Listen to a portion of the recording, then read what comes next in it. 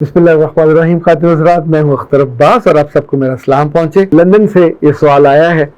और सवाल करने वाली हैं अबीरा। वो कहती हैं कि सर, पाकिस्तान में जितना अरसा मैं रही वहाँ बच्चे छुट्टियाँ बहुत ज़ाया करते हैं, आपका इस बारे में क्या ख्याल है? अबीरा, मैंने दुनिया में कई मुल्क देखे तो मैंने सोचा आज 3 मुल्कों का जिक्र करते हैं कि जहाँ छुट्टियों को किस तौर पे ट्रीट किया जाता है। पाकिस्तान वो शानदार मुल्क है जहां हमारे बच्चे बेहतरीन अंदाज में छुट्टियां ज़ाया करते हैं। ये गर्मियों की छुट्टियां हों, ये सर्दियों की छुट्टियां हों, छोटी हो या बड़ी हों, इनफैक्ट छुट्टियों को लंबा सोने में इस्तेमाल किया जाता है, कुछ ना करने के लिए डिज़ाइन किया जाता है। और कहीं आना जाना हो, कोई शादी ब्याह हो, 100 तरह की तकरीबात होंगी, उसमें अगर कुछ नहीं होता तो नया सीखना नहीं होता। अभी इन दिनों फ़लस्तीन पे इजराइल ने हमला किया हुआ और वहाँ के को 43 लोग मारे, जिसमें से काफ़ी सारे बच्चे हैं। और ये वो लोग हैं जो सबसे बड़ी जेल में रहते हैं। मुझे फ़लस्तीन में जाने का मौका मिला और खुशबख्ती से मैं वो पहला पाकिस्तानी, जो हमारा डेलीगेशन गया उसमें 3-4 लोग थे। We were the first Pakistani delegation जो फ़लस्तीन की गवर्नमेंट की दावत पे, उस वक्त इस्माइल हानिया साहब वज़ीर आज़म थे और हमें काफ़ी दिक्कत हुई क्योंकि ज़ाहिर ये कटा हुआ है और मिस्र से बड़ी बड़ी सिफारिशें, इवन सदर मुर्सी तक की सिफारिश के बाद ये मौका बना कि हमें वहाँ दाखिले की इजाज़त थी। पाकिस्तान के साथ तो ज़ाहिर उनके ताल्लुकात ही नहीं थे तो नहीं जाया जा सकता था। ओके, वहाँ पहुँचने के बाद ज़ाहिर मुख्तलिफ हमारे विज़िट से और लोगों से मुलाकातें थीं। तो जब उनकी पार्लियामेंट के सदर डॉक्टर अहमद बहर, उनसे मुलाकात हुई तो एक यादगार मुलाकात थी। उन्होंने अपनी एक और पार्लियामेंट के रुकन को बुलाया और उनका तारुफ एक डॉक्टर साहब के तौर पे कराया और कहा कि ये हमारे बहुत ही शानदार आलिम भी हैं, मुफक्कर भी हैं, मौलम भी हैं, पर इनका सबसे बड़ा कारनामा ये है कि इन्होंने छुट्टियों में, 3 माह की छुट्टियां जो गर्मियों की,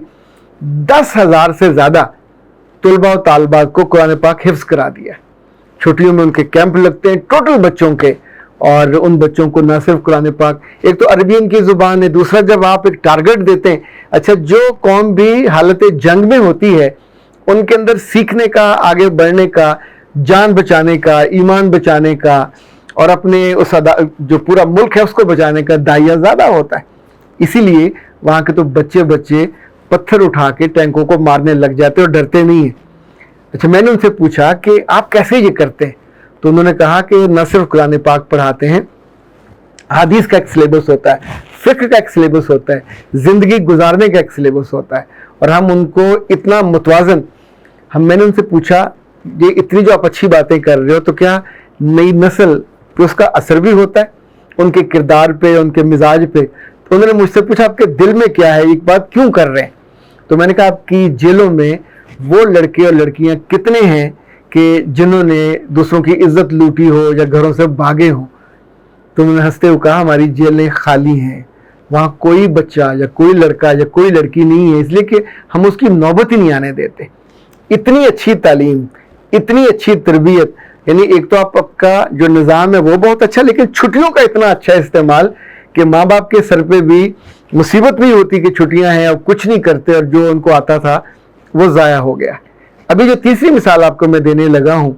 हुस्न इत्तेफाक से मेरे रब ने मुझे ये भी मौका दिया हमें तुर्की जाने का। और तुर्की में आपको अंदाज़ा है ये किसी ज़माने में तो दुनिया पे हुक्मरानी करता था, सल्तनत उस्मानिया, फिर इन जालिमों ने उसको छोटा करते करते सुकेड़ते बिल्कुल उसकी रूह ही निकाल ली, कब्ज़ कर ली। कुरान पाक पे पाबंदी लगा दी, अजान पे पाबंदी, अरबी ज़ुबान पे पाबंदी, और पिछले 100 साल से, अब ये 2023 में जाकर वो एग्रीमेंट ख़त्म होगा जिसमें इन जालिम बड़ी कुव्वतों ने उसको आलमोस्ट हर तरह से बेजान करके रखा हुआ था। अभी जो उनके सदर हैं एर्दोगान, ये ऐसा शानदार शख्स है, 2 दफ़ा तो वज़ीर आज़म रहा और 2 दफ़ा ही सदारत का उनका है, यानी एक लंबा टेन्योर है। इस्तांबुल से ये शुरू हुआ और फिर वज़ीर आज़म बने, और इसने, यानी जब हम गए थे तो लोग बताते थे कि डबल रोटी लेने के लिए ये जो रेडी होती है जिसपे लोग ईंटें लेके जाते हैं, धकेलते हैं, उस पे वहाँ के लीरे रख के लेके जाते थे, हज़ारों नहीं लाखों में होते थे। इतना रुपए उनका जो लीरा था वो गिर गया हुआ था, तो तब जाके डबल रोटी आती थी। और अभी माशाल्लाह दुनिया के वो जो पहले 10 मुल्क हैं ان میں شمار ہوتے ہیں جہاں فی کا آمدنی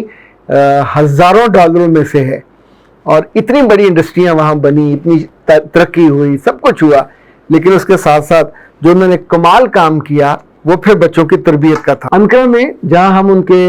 صدر صاحب سے ملے، ان کے وزیر اعظم سے ملے، دونوں ان کے محل دیکھے، ایک تیسری جگہ بھی ہم کو لے جایا گیا، یہ ان کے مذہبی امور کی وزارت کا ہیڈ آفس تھا، اتنا بڑا، یعنی ہزاروں لوگوں کے ایک وقت میں بیٹھ کے کھانا کھانے کی جگہ، اتنے بڑے بڑے ہال تھے۔ جو وزیر مذہبی امور تھے وہ بھی صدر کہلاتے ہیں، اور اس کی پاور صدر ترکیہ کے بعد، ترکی نے اب نیا نام رکھ لیا، ترکی کی جگہ ترکیہ ہے، تو صدر ترکیہ کے بعد وہ اس ملک کا طاقتور ترین آدمی ہوتا ہے۔ وہاں 80,000 مساجد ہیں، 80,000۔ جب وہاں کی فوج نے بغاوت کی تھی تو ایک ہی لمحے میں، ایک ہی وقت میں 80,000 مساجد میں اعلان ہوئے تھے اور قوم باہر نکل۔ اچھا، چھٹیوں میں ان 90,000 مساجد کو تعلیم اور تربیت کے مراکز میں بدل دیا جاتا ہے۔ یہ اتنا اہم ہوتا ہے کہ سب بچے جو اسکولوں کالجوں والے ان مساجد میں آ جاتے ہیں، اور پھر ان کے لیے پورا نصاب ہوتا ہے، قرآن پاک حفظ کرنے کا، ناظرہ پڑھنے کا، احادیث پڑھنے کا، فقہ پڑھنے کا۔ جتنے ان کے صوبے ہیں، ہر صوبے کا گورنر، ہر صوبے کے وزراء اور اعلیٰ حکام پہ لازم ہوتا ہے کہ ان کلاسز میں وہ جائیں اور جا کے ان کی امپورٹنس کو فیل کریں۔ ان کے جانے سے ظاہر ہے تھوڑا اور بھی اس کی امپورٹنس واضح ہو جاتی ہے، لیکن یاد رکھیے گا جب بھی قومیں بنتی ہیں تو وہ آنے والے وقتوں کو ٹرینڈ کرتی ہیں۔ ہمارے ہاں کتنی بڑی غلطی اور کوتاہی ہے کہ ہم نے اپنے بچوں کو صرف دوسرے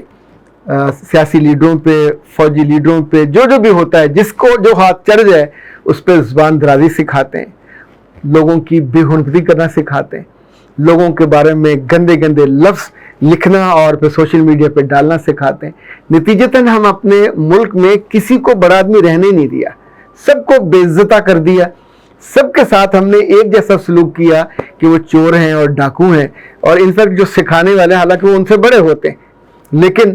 نہ تو ملک باقی بچتا ہے، نہ قوم باقی بچتی ہے، نہ تعلیم باقی بچتی ہے، نہ تربیت باقی بچتی ہے۔ جن اساتذہ کے ذمے ہیں پاکستان میں تعلیم اور تربیت، بدقسمتی یہ ہے کہ وہ بھی صرف اپنی تنخواہوں کا سوچتے ہیں، اپنی انکریمنٹس کا سوچتے ہیں، ترقیوں کا سوچتے ہیں۔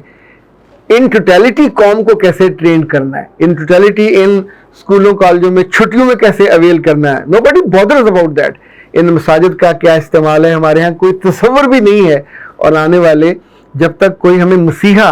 یا کوئی ایسا ویژنری آدمی نہیں ملتا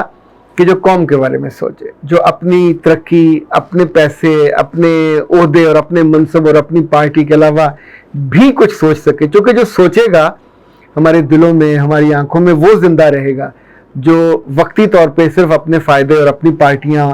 اور اپنے منافع سوچتے ہیں اور اپنے بینکوں کو بھرتے ہیں، بالآخر ظاہر کہیں نہ کہیں پکڑے جاتے ہیں، بے عزت بھی ہوتے ہیں، لیکن قوم کے ہاتھ سے تو اتنے ماہو سال کی طرح پھسل جاتے ہیں۔ اس ایک سال میں صرف استنبول میں جو ان کی آیا صوفیہ مسجد ہے، وہاں 5 لاکھ بچوں کو اس تعلیم اور تربیت کا جو چھٹیوں کا نصاب ہے پورا کرنے پہ تکمیلی اسناد سے نوازا گیا۔ آپ سوچئے کہ یہ 5 لاکھ بچے دین سے جڑے، یہ اپنی روایات سے جڑے، یہ اپنی تہذیب سے جڑے، یہ اپنے ملک سے جڑے، یہ اپنے ملک کی لیڈرشپ سے جڑے، یہ آپس میں باہم جڑے، تو ملک عظیم کیسے ہوتے ہیں؟ گالیاں کھا کے،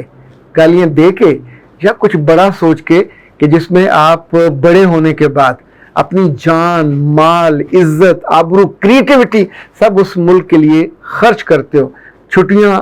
ایک چھوٹا سا ٹینیور ہے 3 ماہ کا، لیکن یوں سمجھیے کہ یہ وہ شاندار اپرچونٹی ہوتی ہے، پر ان کے لیے ہوتی ہے جو سوچتے ہیں، جو سوچ کے اپنے بچوں کے لیے، جب تک بڑے لیول پہ نہیں ہوتا، ہمیں اپنے گھروں میں اور جہاں جہاں ہمارا خاندان ہے وہاں تو ضرور سوچنا چاہیے، اپنے بچوں کو ان مہینوں کے اہداف دینے چاہیے، ان کی نمازیں پوری کر دینی چاہیے، ان کی تلاوت کو ٹھیک کر دینا چاہیے، احادیث کے مطالعے پہ کسی استاد کو رکھ دینا چاہیے۔ لگے ہاتھوں دیکھو، اور آپ کو اچھی بات بتاؤں کہ ترکی میں بڑوں نے سوچا کہ بچوں کو نماز فجر کی عادت ڈالی جائے، تو جب آپ ایک کام 40 دن مسلسل اور متواتر کرتے ہیں تو آپ کی سرشت کا حصہ بن جاتا ہے، عادت کا حصہ بن جاتا ہے۔ تو انہوں نے 40 نمازوں پہ، یہ ایران میں بھی ہوا، ترکی میں بھی ہوا، پاکستان میں بھی بعض اداروں نے سٹارٹ کیا، بہت اچھا اس کا رزلٹ نکلا۔ تو وہ یہ کرتے یہ ہیں کہ 40 نمازیں اگر فجر کی ترتیب سے باجماعت ہو رہی ہیں تو اس بچے کو سائیکل دیتے ہیں۔ پھر ایک ایسا وقت بھی آیا کہ ہر مسجد میں بے شمار بچوں کو سائیکلیں دی جانے لگی، چونکہ ماشاءاللہ ایک اچھا کمپٹیشن شروع ہو گیا۔ اب ہمارے یہاں مسئلہ یہ کہ جس نے فیصلے کرنے ہوتے ہیں یا جنہوں نے یہ کروانا ہوتا ہے ان کے لیے بڑا خوبصورت شعر ہے کہ جس سے کرنی تھی راز کی باتیں، جس سے کرنی تھی راز کی باتیں اس کو اونچا سنائی دیتا ہے۔ اور یہ چاہے گھریلو لوگ ہوں، چاہے سیاسی اور سماجی لوگ ہوں یا اساتذہ ہوں، جو بھی اس کے ذمہ دار ہیں، لمحہ بھر کو ان کو رکنا چاہیے، سوچنا چاہیے کہ وہ جو دے رہے ہیں اس سے بہت بہتر دینے کی اہلیت رکھتے ہیں۔ اختر عباس کو اجازت دیجیے۔ السلام علیکم۔